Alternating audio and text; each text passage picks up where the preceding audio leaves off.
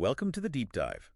Today we're going into the history of the Crescent Hotel, which you might know as the Grand Old Lady of the Ozarks. It's a fascinating story. It really is. What's so compelling is that its entire identity has basically rebooted itself 4 separate times. And every single shift was all about money, about the tides of American commerce. Absolutely. It's a masterclass in resilience, both architecturally and economically. It all started back in, 1884 in Eureka Springs, Arkansas. Right, that was the big Mineral Springs health tourism boom. Exactly. Railroad investors, a guy named Powell Clayton was a big one. They needed a luxury spot to get people on their trains. But the building itself, the construction is just incredible. What did that cost? A huge sum for the time, $294,000. And get this, the exterior walls were put together by Irish stoneworkers using these massive 18-inch thick limestone blocks. Wow. And they were assembled in a precise dry set manner. Like dry set, as in no mortar. No mortar, none. Can you imagine the skill that took? That kind of engineering is what physically saved it later on. But it also meant the upkeep was just enormous. And that Victorian luxury, it didn't last. The health fad started to fade in the early 1900s, and the hotel, it had to find a new way to make money. Fast. A completely new way. It pivoted from a seasonal resort to a full-time school, the Crescent College and Conservatory for young women. So it was a college from 1908 until 1934. Right. An elite one. They taught everything, standard stuff, but also progressive courses like elocution, art. It guaranteed them year-round revenue from wealthy families, something the resort model just couldn't do. But not even that could survive the Great Depression.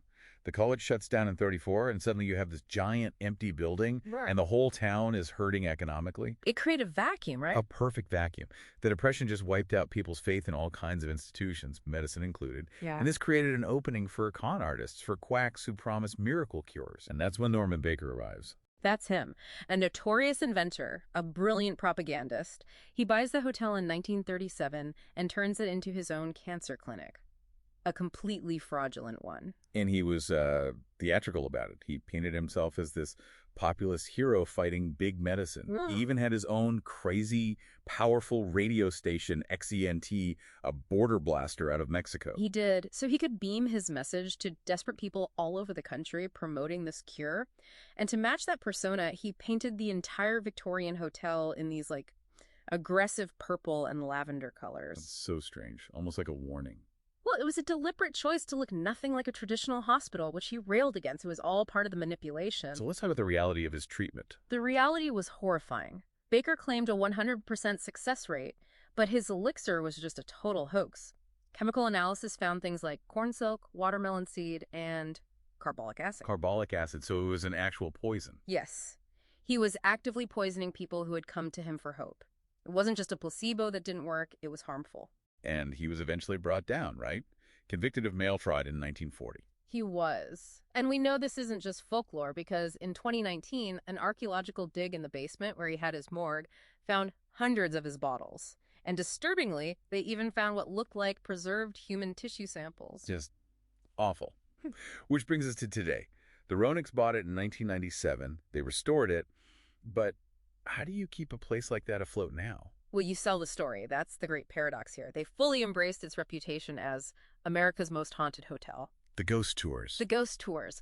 The revenue from those tours, which lean heavily into the Baker-era trauma, the nurse pushing the gurney near the morgue, that's what pays to maintain those priceless, dry-set stone walls. So the ghosts of its past are literally paying the bills. The lore includes everyone, doesn't it? Michael the stonemason in room 218, a little boy named Brecky from the college years, and then, of course, the Baker Hospital staff. It's all layered together. History and folklore become the product that ensures the building's preservation. Which leaves a pretty powerful thought for you to take away. It does. The hotel's longevity is a paradox. The architectural strength, that dry-set stone, saved it from being torn down. But its economic survival today depends entirely on commercializing the absolute darkest period of human suffering that took place inside its walls. So what does that tell you about the resilience of a building versus the memory